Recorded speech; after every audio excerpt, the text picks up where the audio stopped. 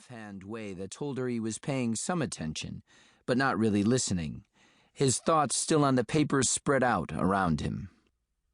Another woman might have been insulted by that lack of immediate attention. Knowing the man, Surreal just waited. Looking at Damon Saudi wasn't a hardship at any time, but at the moment, he was comfortably rumpled, which made the picture even more delicious. His thick black hair was disheveled from his fingers running through it, while he read the reports and made notes of things he wanted to discuss with Demlin's province queens. His white silk shirt was partially unbuttoned, giving her a view of toned muscles and golden brown skin, as well as little flashes of the red birthright jewel that hung from a gold chain around his neck.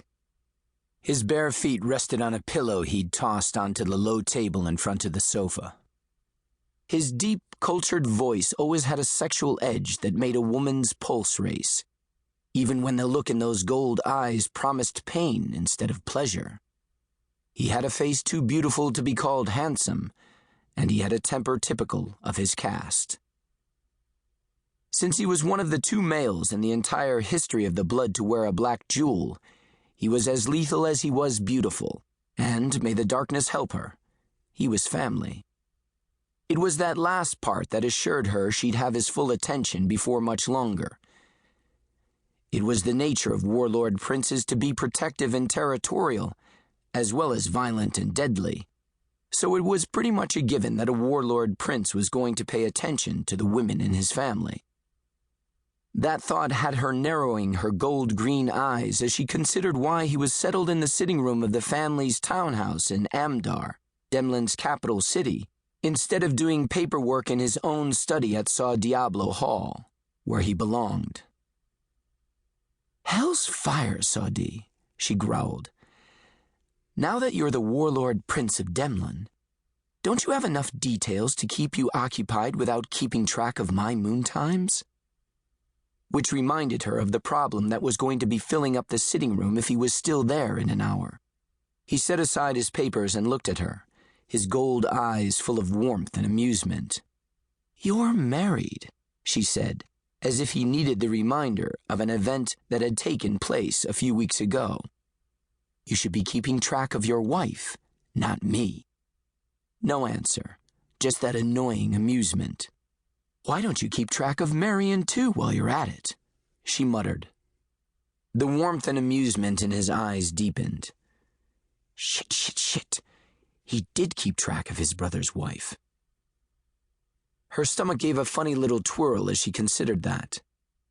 Damon Saudi, Lucivar, Yaslana, half-brothers linked through their Hyelian father, who was the Prince of the Darkness, the High Lord of Hell.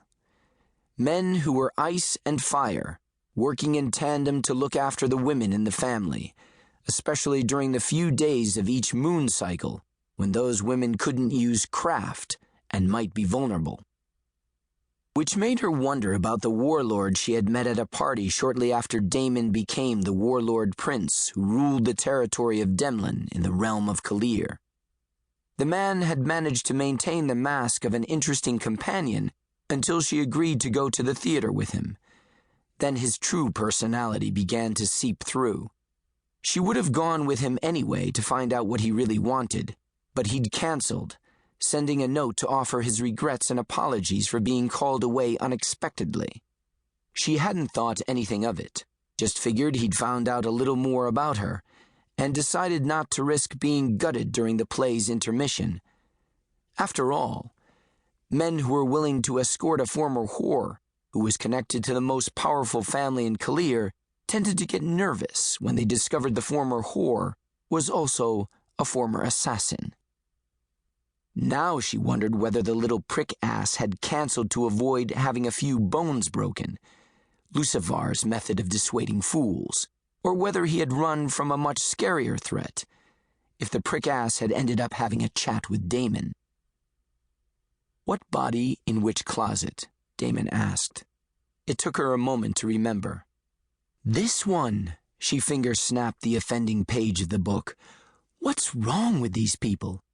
Why are they leaving bodies around for other people to find instead of disposing of them in some sensible way?"